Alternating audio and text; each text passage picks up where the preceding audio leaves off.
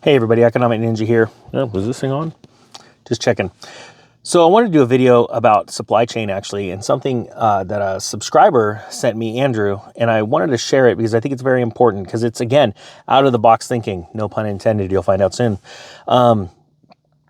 in how we go about navigating through this economy, all right? Sorry about the shadows, the sun's coming up and just too cold. That's actually not that cold. I just wanted a reason to do a car video because it's like I'm right there with you. You're right with the ninja. Let's just take a second to just have a sip of coffee. Yeah. And since my mic is like right there, you probably heard it going right down. All right, here we go, guys. We're talking supply chain, okay? This is from Andrew. A bit of information on one of your old topics. I have a company that manufactures boxes like cosmetics, vitamin, food, etc. 50% of the raw materials come from overseas, China, Korea, etc. Now, with the freight rates on containers and supply chain issue from our outsourced nation, the domestic suppliers of raw materials, mainly paper, are trying to make up that lost supply. All of the printers and box manufacturers are on allocation, so the first 7 to 10 days of the month we can get paper, and the rest of the month we scrounge to keep the presses running and people at work. Domestic paperboard costs up to 35% this year, and import paper, if you can find it, is up 40%. Troubling to say the least. Consumer demand is huge, but I feel after we are through Christmas, we will have even more issues. The paper manufacturers say to expect this shortage to be here for 6 to 9 months. Some companies will not make it. Hope that bit of knowledge adds to your insight. So, thinking about this, they're already being told, obviously allocation's rough for a company because you can only get so much and you have this much business. And that's one thing that we've talked about before, is that it's one thing to be able to make sales and people want your product. You've done your marketing, you've built your product, and people want it. To even contemplate, and I'm sure so many companies never thought this would be possible, that you can't get that amazing product that you built, that you marketed, into the stores and into a consumer's hand because you can't get the packaging. To even think about, and it's one thing to say, we've gone through this before where plastic was delayed, let's say a long, long time ago, and we just changed it up. The problem is there's so many shortages and so many materials because of our dependence overseas.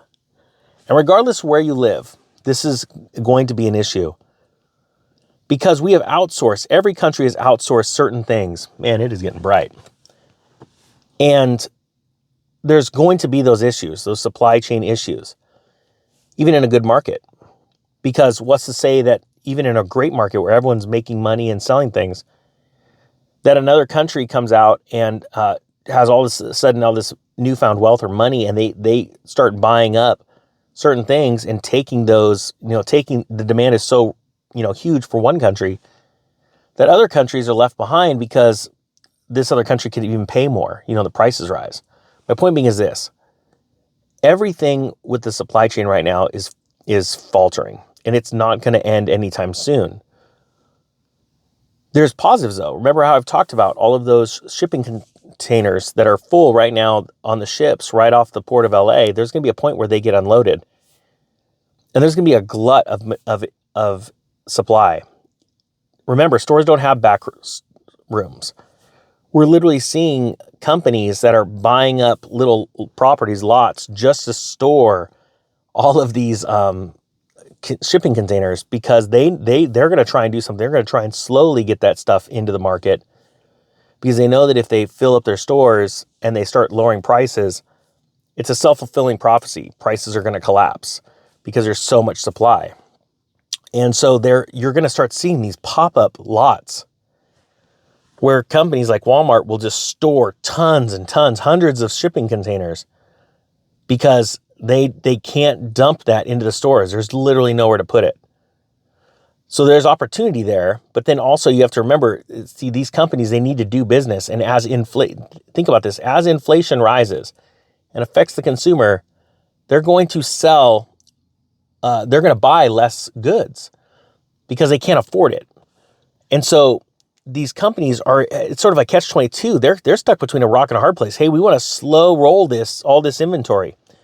But the problem is, if we do it too slowly, these people might get caught. Man, it's getting bright. Sorry.